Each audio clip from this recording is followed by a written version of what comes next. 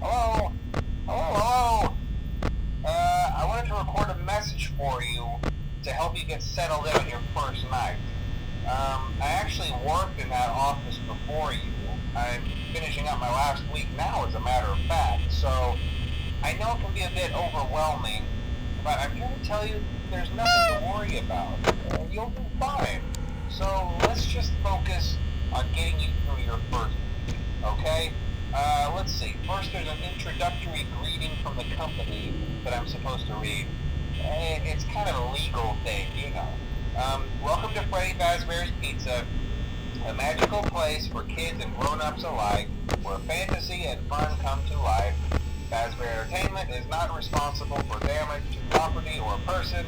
Upon discovering that damage or death has occurred, a missing person report will be filed within 90 days or as soon as property and premises have been thoroughly cleaned and bleached and the carpets have been replaced. Blah, blah, blah.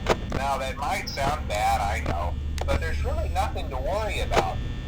The animatronic characters here do get a bit quirky at night, but do I blame them? No.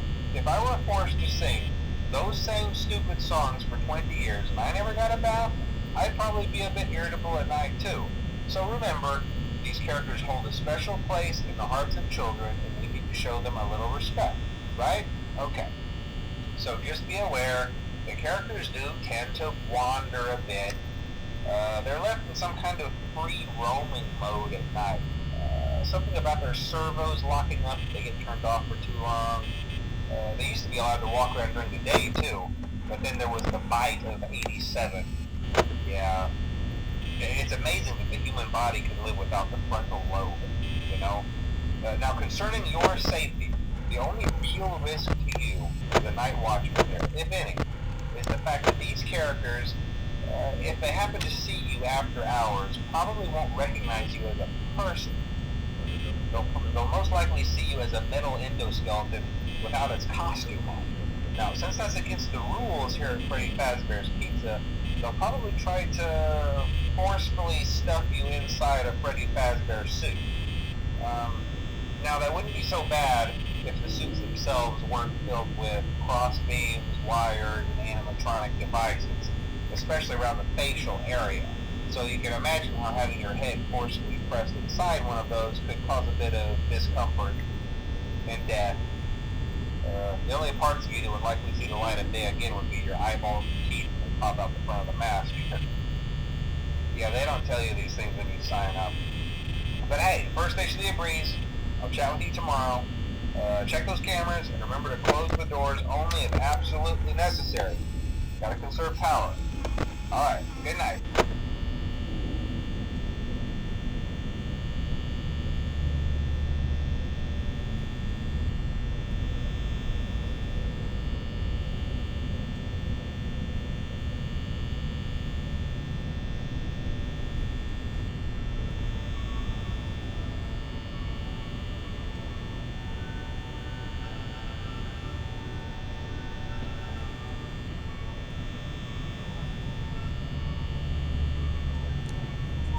What are you, Patron, man?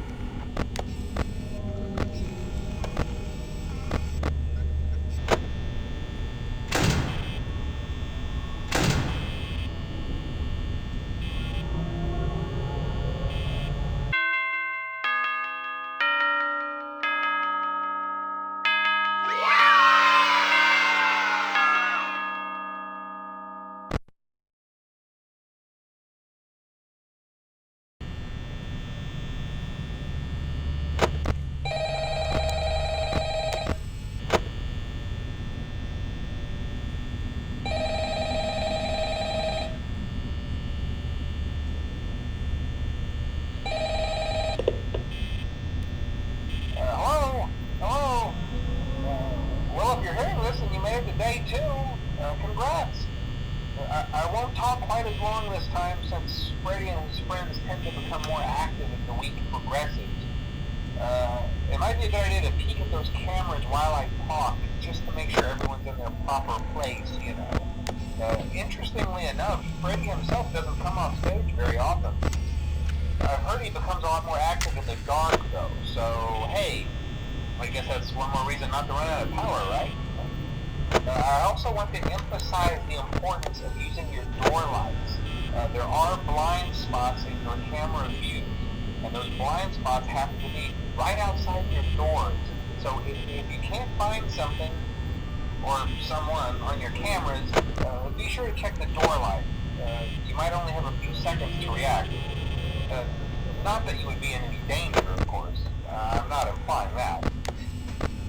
Also, check on the curtain in Pirate's Cove from time to time. The character in there seems unique in that he becomes more active if the cameras remain off for long periods of time. I guess he doesn't like being watched, so I don't know. Anyway, I'm sure you have everything under control. Talk to you soon.